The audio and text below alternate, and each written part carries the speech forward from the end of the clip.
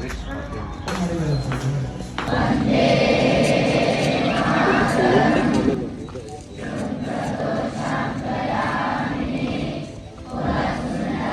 ಎಲ್ಲರಿಗೂ ನಮಸ್ಕಾರ. ನನ್ನ ಹೆಸರು ಡಾಕ್ಟರ್ ರೇಣುಕಾರಾಜ್ ಚಿಟ್ಟಿ ಅಂತ ಹೇಳಿ. ಇವತ್ತು ನಾವೆಲ್ಲ 5 ವರ್ಷ ಇಲ್ಲೇ ಓದಿದ್ವಿ. ನಿಜವಾಗಲೂ ಈ ಶಿಕ್ಷಣ, ಗಾಂಧೀಜಿಯವರ ಮೌಲ್ಯಾಧಾರಿತ ಶಿಕ್ಷಣ ನಮ್ಮ ಇಡೀ ಜೀವನವನ್ನು ಬದಲಾವಣೆ ಮಾಡೋದ್ರಲ್ಲಿ ಎರಡು ಮಾತಿಲ್ಲ.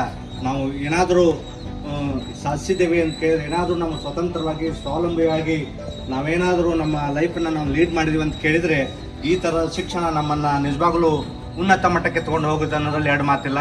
ಹಾಗಾಗಿ ಇವತ್ತು ನಮ್ಮ ಮಿತ್ರರಾದಂಥ ಡಾಕ್ಟರ್ ನರೇಶ್ ಬಾತಿ ಅವರು ವೆಲ್ಕೇರ್ ಗ್ರೂಪ್ ಆಫ್ ಇನ್ಸ್ಟಿಟ್ಯೂಷನ್ ಬೆಂಗಳೂರು ಅವ್ರು ಬಂದಿದ್ದಾರೆ.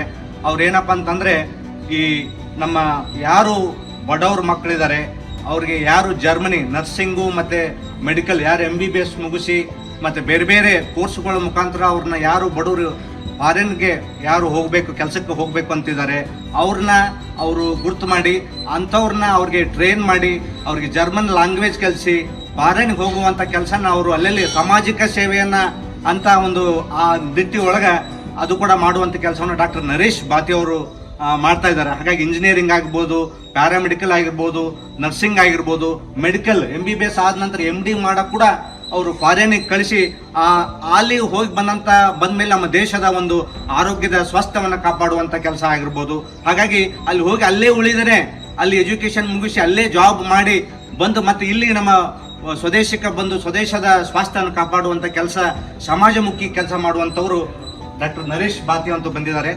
ಅವರು ಒಂದೆರಡು ಮಾತು ಮಾತಾಡ್ತಾರೆ. So good morning everyone. Good morning sir. Okay, good. So as you know, this school relate to Mahatma Gandhi ji, correct? So you know Mahatma Gandhi also before starting the freedom fighter, when he became the freedom fighter. ನೋಡ್ರಿ, ಮಹಾತ್ಮ ಗಾಂಧೀಜಿಯವರ ತತ್ವದ ಆದರ್ಶದ ಮೇಲೆ ಈ school ಪ್ರಾರಂಭ ಆಗೈತಿ. ಈ ಮಹಾತ್ಮ ಗಾಂಧೀಜಿಯವರ ತತ್ವಕ್ಕೆ ಮಾರು ಹೋಗಿ ನಮ್ಮ ಏನು ಫೌಂಡರ್ ಸಂಸ್ಥಾಪಕರದಲ್ಲ ಈ ಶಾಲೆಯನ್ನು ಸ್ಥಾಪಿಸಿದಾರ ಅಂತ ಹೇಳ್ತಾ ಇದ್ದಾರೆ. So as you know, Mahatma Gandhi also before started fighting, Indian freedom, he also went to Africa, foreign countries, and then he learned so many things from the foreign countries, out of the country. Then he thought, okay, my country also struggling for these all things, then I should come back to my home country and fight for the freedom.